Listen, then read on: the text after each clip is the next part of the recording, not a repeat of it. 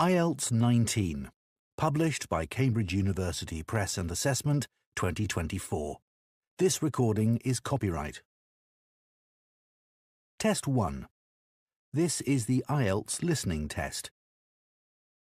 You will hear a number of different recordings and you will have to answer questions on what you hear. There will be time for you to read the instructions and questions and you will have a chance to check your work.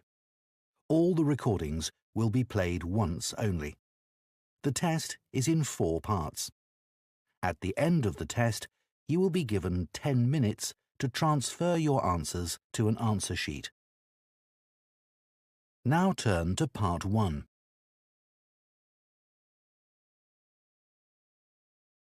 Part 1.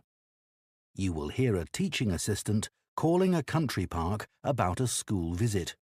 First, you have some time to look at questions 1 to 6.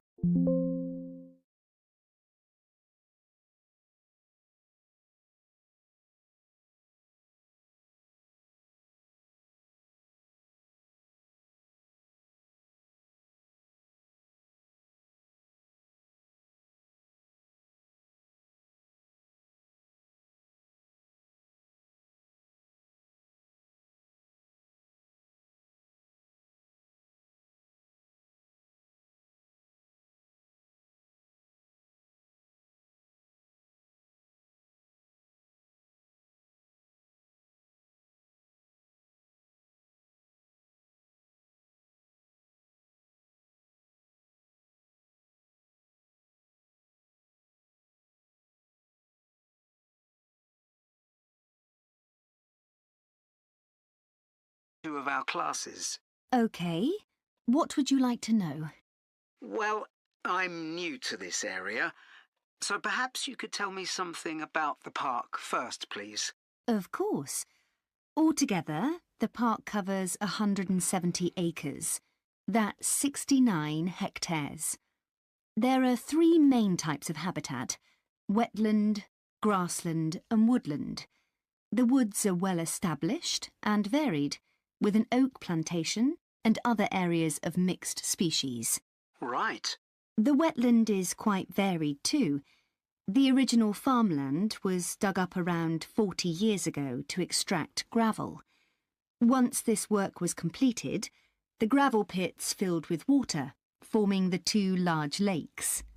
There are also several smaller ones, ponds, and a stream that flows through the park. OK, so I suppose with these different habitats, there's quite a variety of wildlife. There certainly is.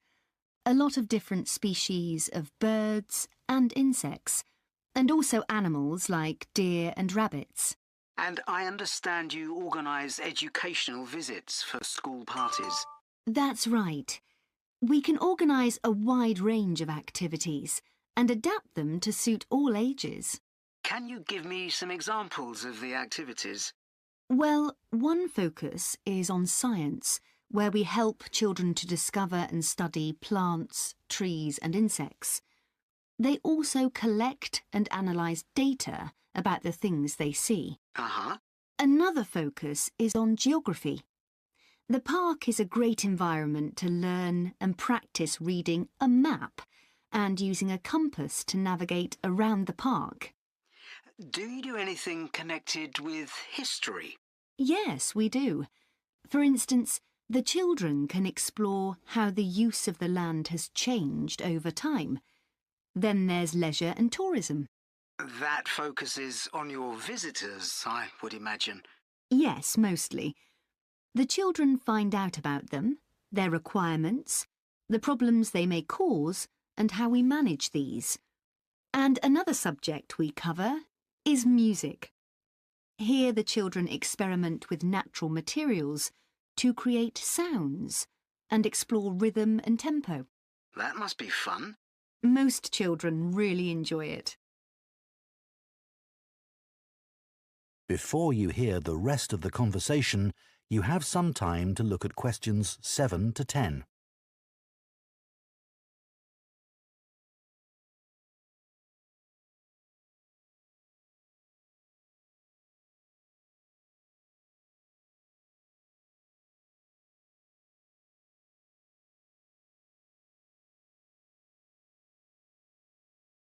Now listen and answer questions 7 to 10. And, of course, all the activities are educational too. Learning outside the classroom encourages children to be creative and to explore and discover for themselves. I would imagine they get a sense of freedom that might not be a normal part of their lives. That's right. And very often, the children discover that they can do things they didn't know they could do, and they develop new skills. This gives them greater self-confidence. It sounds great. So, what about the practical side of it? How much does it cost for a full-day visit? We would expect to bring between 30 and 40 children. If there are over 30, it costs £4.95 for each child who attends on the day. We invoice you afterwards, so you don't pay for children who can't come because of sickness, for example. There's no charge for leaders and other adults, as many as you want to bring. That sounds very fair. Well, thanks for all the information. I'll need to discuss it with my colleagues, and I hope to get back to you soon to make a booking. We'll look forward to hearing from you. Goodbye. Goodbye, and thank you. That is the end of Part 1. You now have 1 minute to check your answers to Part 1.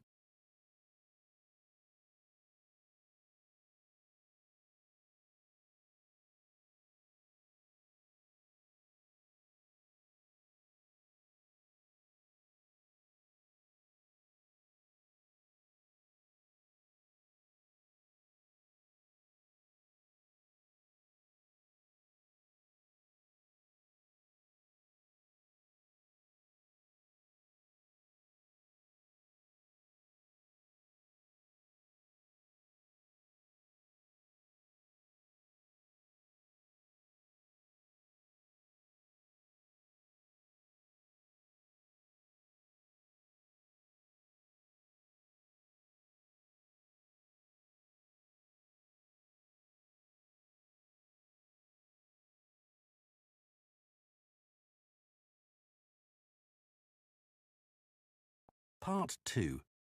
You will hear the chairman of Stanthorpe Twinning Association, which organises the link between Stanthorpe in England and a town in France, talking to members about the year's events.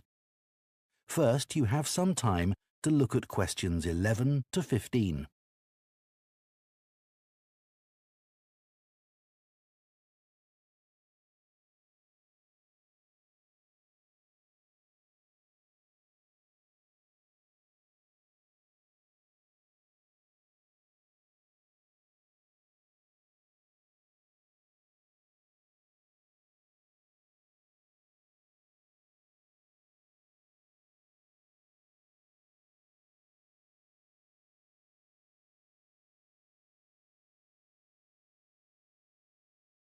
Now listen carefully and answer questions 11 to 15. It's great to see so many members of the Twinning Association here tonight. Since the twinning link between our two towns, Stanthorpe here in England and Malat in France, was established, the relationship between the towns has gone from strength to strength. Last month, 25 members of the association from Stanthorpe spent a weekend in Malat. Our hosts had arranged a great programme. We learned how cheese is produced in the region and had the chance to taste the products. The theme park trip had to be cancelled, but we all had a great time on the final boat trip down the river. That was the real highlight. This is a special year for the association because it's 25 years since we were founded. In Malat, they're planning to mark this by building a footbridge in the municipal park. We've been discussing what to do here, and we've decided to plant a poplar tree in the museum gardens. We considered buying a garden seat to put there, but the authorities weren't happy with that idea. In terms of fundraising to support our activities, we've done very well. Our pancake evening was well attended and made record profits. And everyone enjoyed the demonstration of French cookery, which was nearly as successful. Numbers for our film show were limited because of the venue, so we're looking for somewhere bigger next year. We're looking forward to welcoming our French visitors here next week, and I know that many of you here will be hosting individuals or families. The coach from France will arrive at 5 p.m. on Friday. Don't try to do too much that first evening, as they'll be tired, so have dinner in the house or garden rather than eating out. The weather looks as if it'll be okay, so you might like to plan a barbecue. Then the next morning's market day in town, and that's always a good place to stroll round. On Saturday evening, we'll all meet up at the football club, where once again we'll have Toby Sharp and his band performing English and Scottish country songs. Toby will already be well known to many of you, as last year he organised our special quiz night and presented the prizes. Before you hear the rest of the talk, you have some time to look at questions 16 to 20.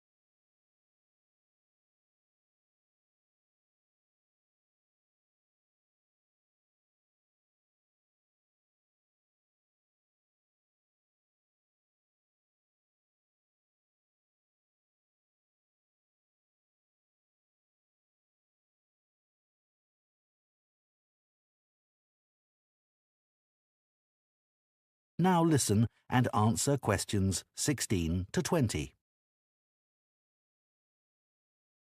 Now, on Sunday, we'll be taking our visitors to Farley House. You may not all be familiar with it, so here's a map to help you. You can see the car park at the bottom of the map. There's an excellent farm shop in the grounds where our visitors can buy local produce. It's in the old stables, which is the first building you come to. They're built round a courtyard, and the shop's in the far corner on the left. There's also a small cafe on the right as you go in. I know that one or two of our visitors may not be all that mobile. The main entrance to the house has a lot of steps, so you might want to use the disabled entry. This is on the far side of the house from the car park.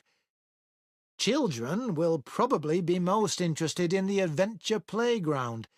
That's at the northern end of the larger lake, in a bend on the path that leads to the lake. There's lots for children to do there. There are a number of lovely gardens near the house. The kitchen gardens are rectangular and surrounded by a wall. They're to the northeast of the house, quite near the smaller lake. They're still in use and have a great collection of fruit and vegetables. The Temple of the Four Winds is a bit more of a walk, but it's worth it. Take the path from the car park and go past the western sides of the stables and the house. Then, when the path forks, take the right-hand path. Go up there with the woods on your left, and the temple is right at the end.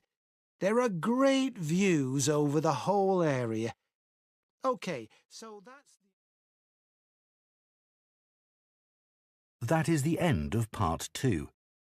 You now have 30 seconds to check your answers to part 2.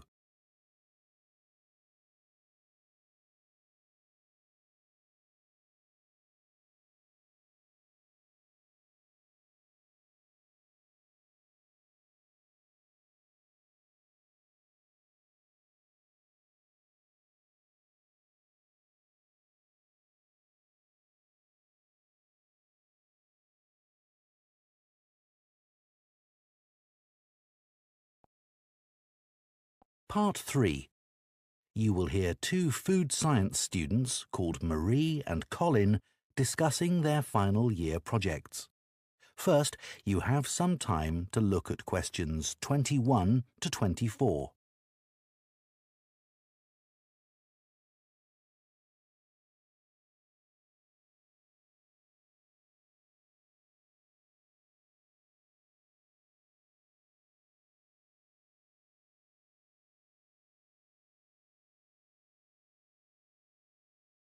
Now listen carefully and answer questions 21 to 24. I haven't seen you for a bit, Marie. No, I've been busy with my project. You're making a vegan alternative to eggs, aren't you? Something that doesn't use animal products. Yes, I'm using chickpeas. I had two main aims when I first started looking for an alternative to eggs, but actually I found chickpeas have got more advantages. Right. But how about your project on reusing waste food? You were looking at bread, weren't you? Yes, it's been hard work, but I've enjoyed it.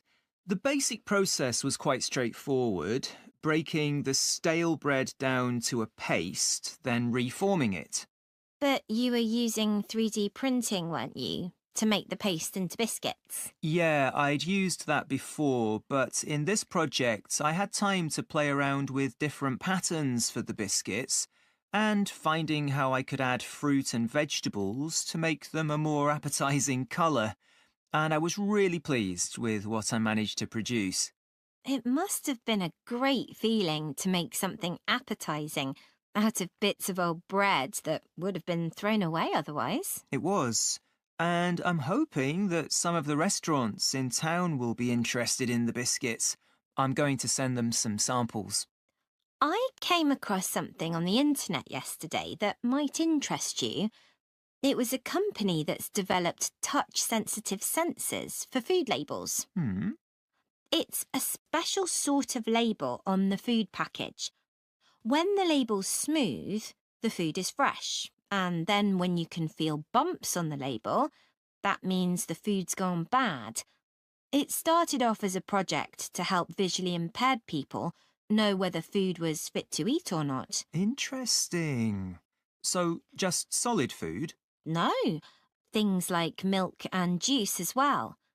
But actually, I thought it might be really good for drug storage in hospitals and pharmacies. Right.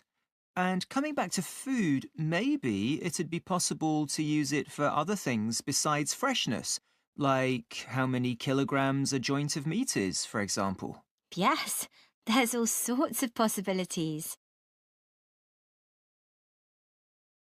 Before you hear the rest of the discussion, you have some time to look at questions 25 to 30.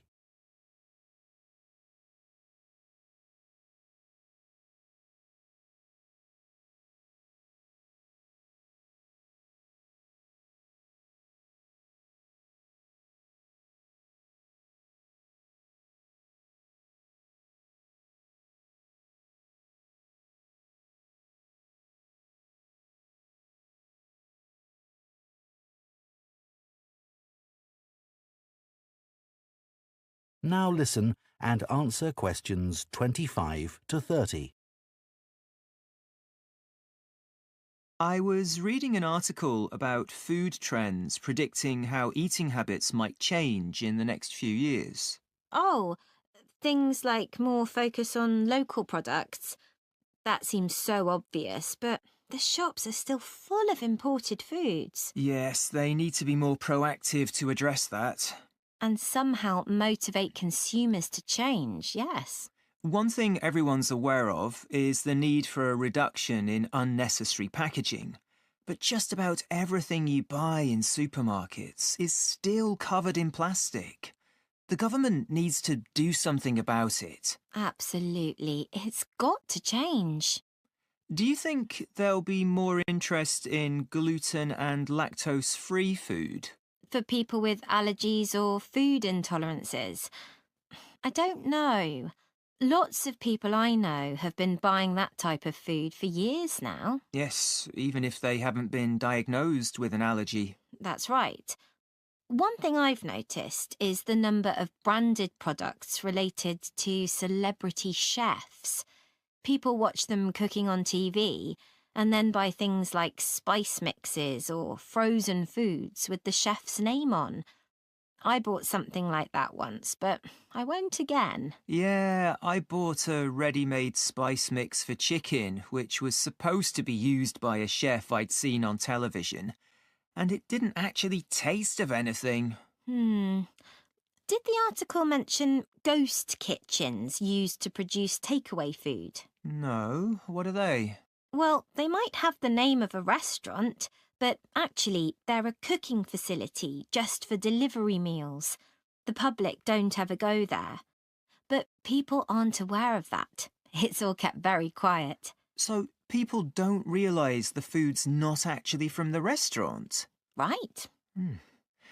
Did you know more and more people are using all sorts of different mushrooms now to treat different health concerns? Things like heart problems. They might be taking a big risk there. Yes, it's hard to know which varieties are safe to eat. Anyway, maybe now we should... That is the end of part 3. You now have 30 seconds to check your answers to part 3.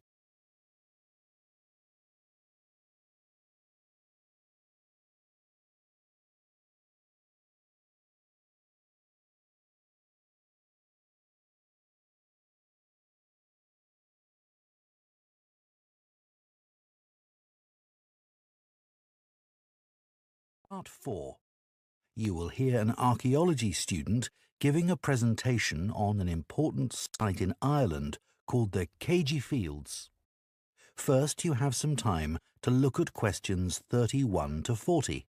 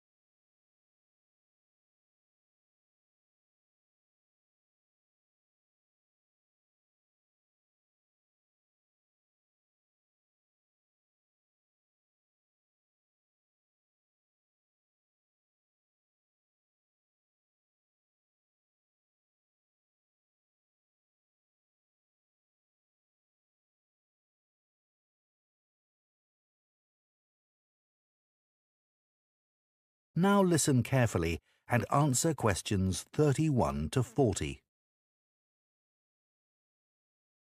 For my presentation today, I'm going to talk about the Cagey Fields in the northwest of Ireland, one of the largest Neolithic sites in the world.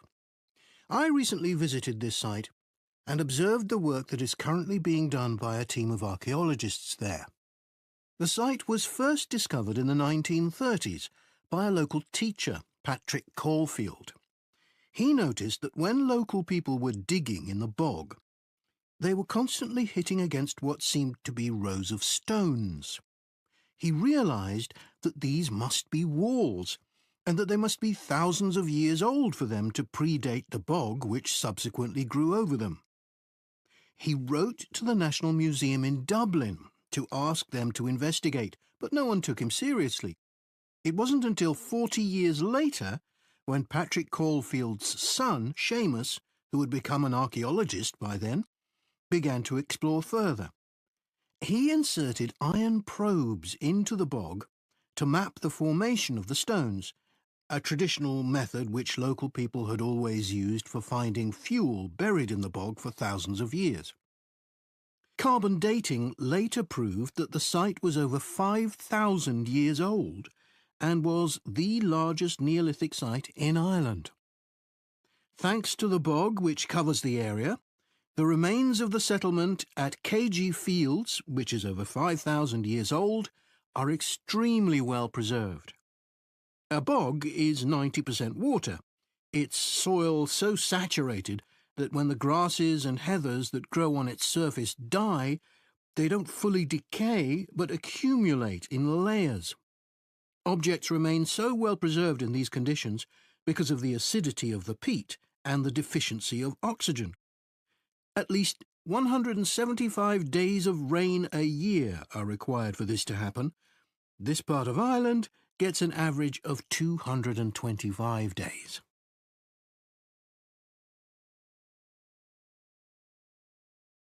The Neolithic farmers at KG would have enjoyed several centuries of relative peace and stability.